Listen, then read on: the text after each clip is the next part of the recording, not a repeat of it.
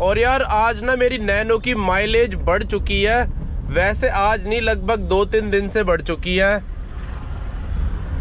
तो वो भी मैं आपको बताऊंगा इस वीडियो में कि कैसे मेरी नैनो की माइलेज बढ़ चुकी है और कैसे आप अपनी नैनो की माइलेज बढ़ा सकते हो।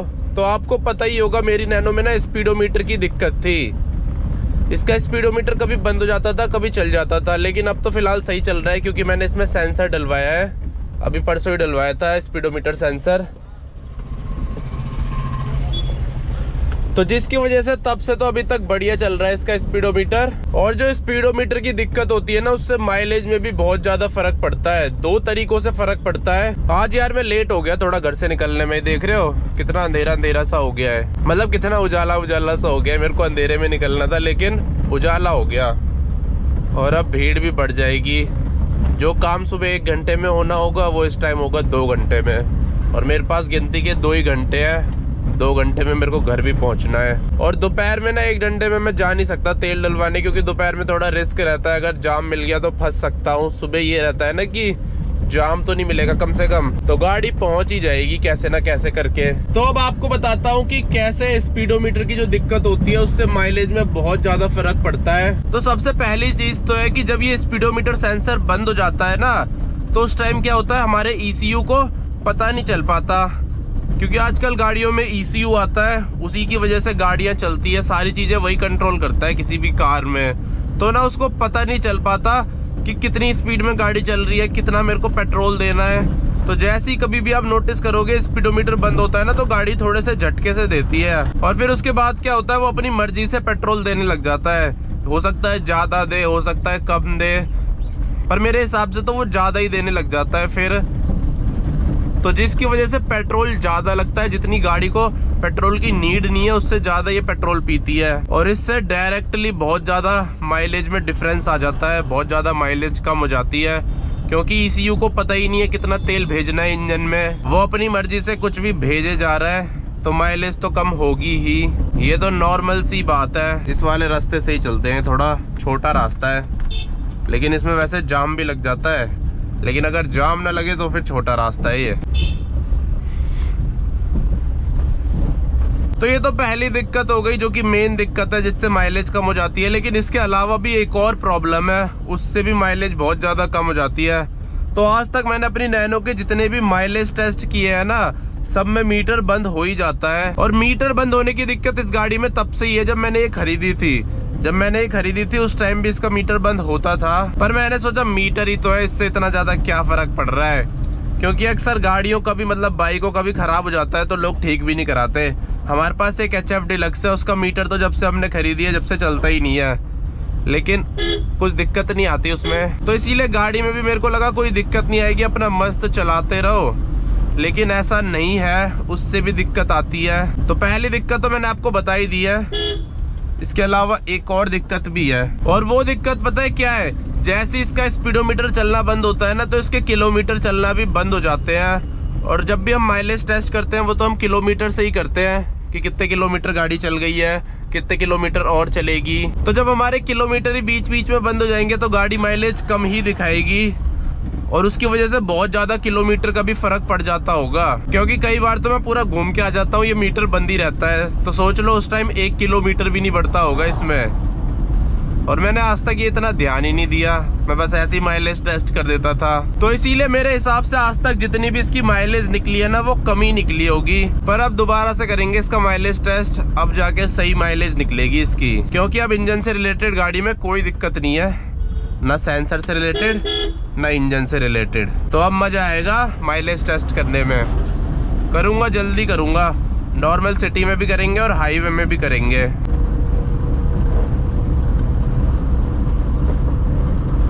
पीछे से यार कितना मस्त सनराइज हो रहा है, एकदम ऑरेंज कलर का, और मेरा आगे का शीशा कितना क्लीन है अभी के टाइम पे, ऐसा लग रहा है शीशा है ही नहीं आगे, विंडशील्ड। गाड़ी चलाने का यार असली मजा तो सुबह ही है। कल पे दोपहर में लेके निकला ना तो मन कर रहा था कब घर पहुंचूं, लेकिन सुबह मन नहीं करता घर जाने का, सुबह मन करता है बस घूमता ही रहूं। इसीलिए जो गाड़ी चलाने का असली मजा है वो सुबह ही है, खाली खाली रोड, इतना सुंदर मौसम, और सबसे बढ़िया चीज है कि AC की जरूरत नहीं पड़ती। नहीं तो AC में ना इस गाड़ी में पावर थोड़ी कम हो जाती है, इस गाड़ी में ही क्या, जो छोटी सारी गाड़ियां हैं उनमें पावर कम हो जाती है एसी चला के, तो फिर उतना ज्यादा मजा नहीं आता चलाने में। ये जो छोटी गाड़ियां हैं ना, इनको एसी बंद करके ही चलाने में मजा आता है। एसी चला के तो बहुत दबती है, अल्टो भी बहुत दबती है, ये नैनो भी दबती है। अब इस बार देखूंगा कि 500 रुपए के तेल में कितने किलोमीटर चलती है मेरी नैनो। 500 रुपए का ही तेल डलवाऊंगा अभी इसमें।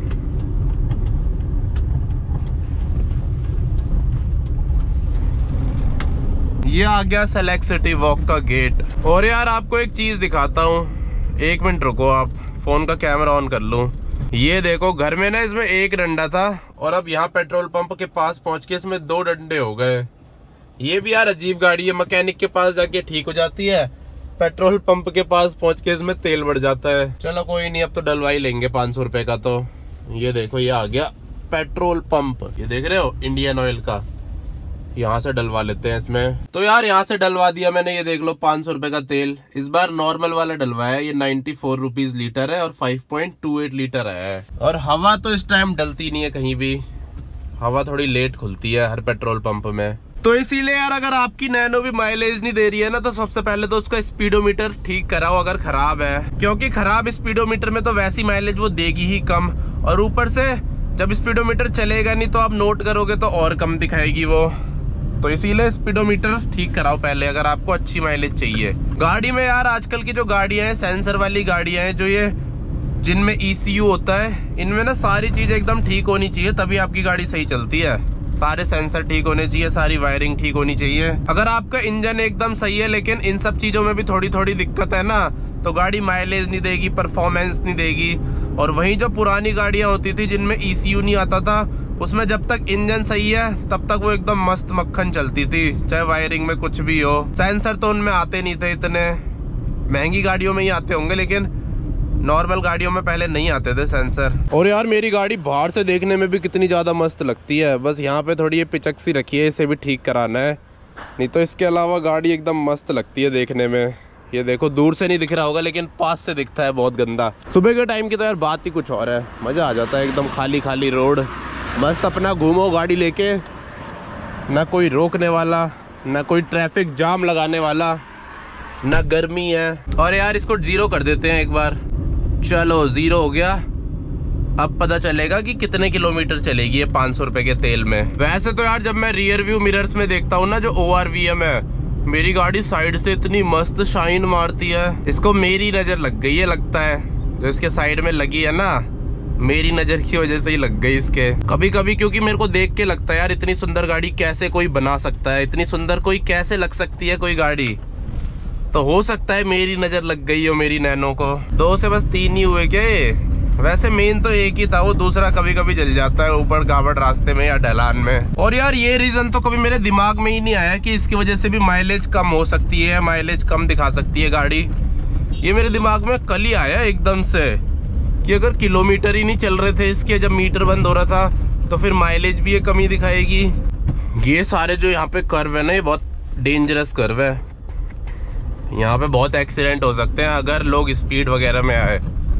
वैसे तो यहाँ पे गार्ड्स रहते हैं। ये देखो अल्टो जा रही है, नई वाली अल्टो यार कितनी अजीब कर दी। अब तो अल्टो बिकती ही नहीं है इतनी ज्यादा नई वाली।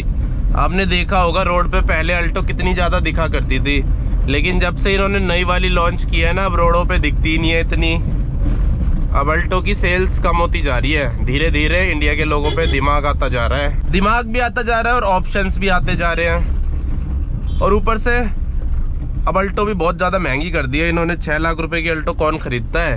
कोई बेवकूफी होगा जो 6 लाख या 7 लाख रुपए में अल्टो खरीदे। तो फाइनली यार नैनो को लेके घर आ गया हूँ, और आई होप आपको पता चल गया होगा कि अगर आपकी नैनो की माइलेज सही नहीं है तो सबसे पहले उसका स्पीडोमीटर ठीक कराओ। अब देखो क्या बढ़िया चल रहा है, और जहां से मैंने रीसेट किया था वहां से ये चल चुकी है 6 किलोमीटर। इतना दूर है वो जगह मेरे घर से। पेट्रोल पंप भी यार मेरे घर से काफी ज्यादा दूर है, लगभग ये लगा लो 7 किलोमीटर होगा, 7-8 किलोमीटर। इतनी दूर जाना पड़ता है मेरे को तेल डलवाने के लिए। मतलब ये लगा लो आने जाने में ही 1 लीटर या उससे ज्यादा तेल लग जाता है अगर मैं नैनो में तेल डलवाने जाता हूँ तो चलो इस वीडियो को यहीं पे एंड कर देते हैं। मिलता हूँ आपसे कल अगली वीडियो में। जय हिंद।